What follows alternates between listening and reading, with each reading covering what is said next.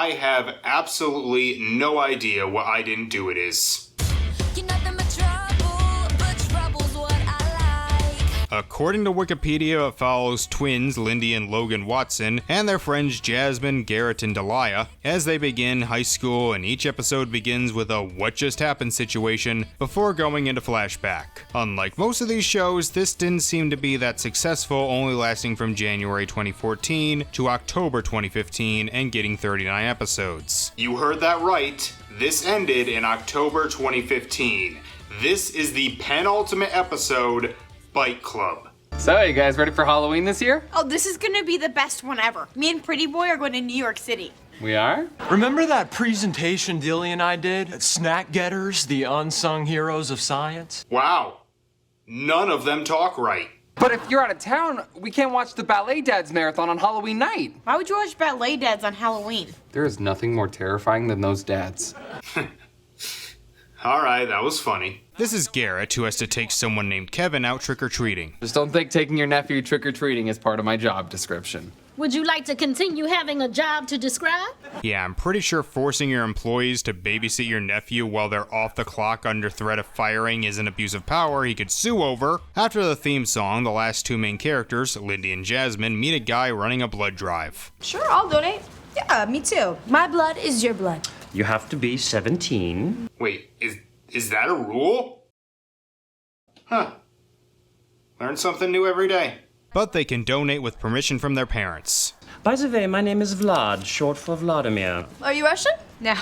He's got all the time in the world. Boo! Logan and Delia make it to New York, of course, dressed as Albert Einstein and Marie Antoinette. And even though I've never seen this show, I can appreciate the joke of having Logan as Einstein, given the Wikipedia article straight up says he's not the most intelligent student. And here we meet this episode's guest stars, Paul Blart's daughter and Lightning Lad. Actually, it's Trish and Des from Austin and Ally. And hey, Trist is dressed as bread to go with the bacon and tomato from the Girl Meets World episode, which I guessed 5 years ago. That was supposed to be Marie Curie, but my cat peed on my lab coat.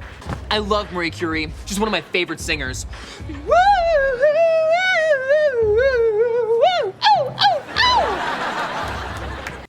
Boy, can't wait for the Austin and Ally episode where he has an even bigger part. My guess is if we x-rayed this area, we wouldn't find much. She means my brain.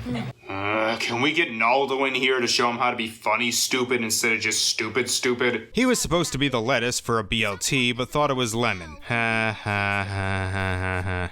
I see you have a Des. And you have a Logan. What do you think would happen if all the dumb Disney sitcom characters got together in an escape room? Would they actually figure it out or somehow end up destroying the world? Back with Garrett. Well, who are you supposed to be? I'm Roid Boy.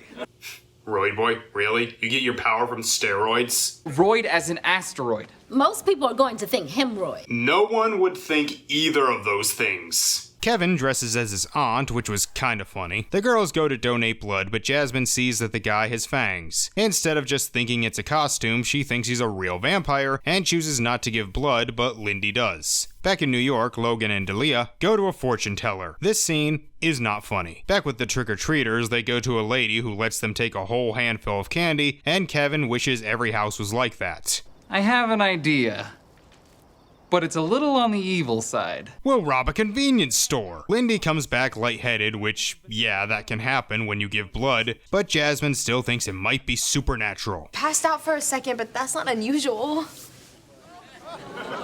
Linz, your neck. Okay, I actually am curious what those could be. In New York, Logan is scared because the fortune teller said something bad would happen to him tonight. Okay, how about this? Why don't we just switch costumes? And how would that help? Because the fortune teller predicted Einstein's fortune, not yours. Wait, this is all sounding like what happened in the That's So Sweet Life of Hannah Montana. Also, since they switched costumes, they must have met the Jessie cast before this. Oh, we can switch costumes. Nah, I don't want to look stupid. Are you sure? It's really fun. In the bathroom, you get to say, "Hey, I'm making lemonade." I hate you.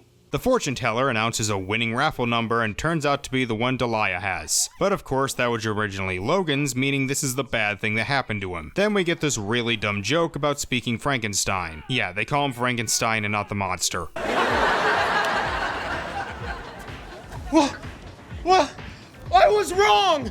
This is the terrible thing! Our two trick-or-treaters decide to put on new costumes to get more candy from that nice woman, because apparently that's easier than just going to more houses. Although I gotta say, their Vincent adult man costume leaves a lot to be desired. You're a tall one.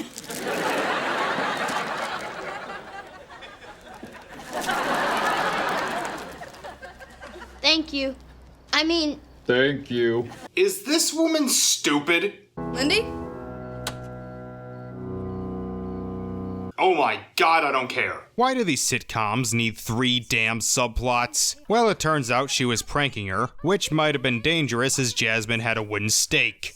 Only because I love you. If you were a zombie, I would have shot you in the brain. Here, you can borrow my vampire costume since we all know zombies and vampires are the same thing. The lady was gonna give us more, but she ran out of candy, so she started giving us stuff from the yard. I got a garden gnome and a hummingbird feeder.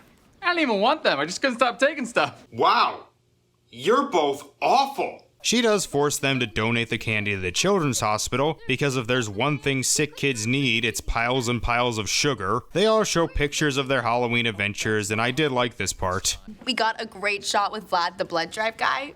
Wait a minute. Why isn't he in the picture? Linz? Vampires don't appear in pictures.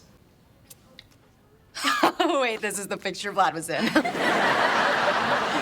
This is easily the worst episode of the Spooktacular weekend so far.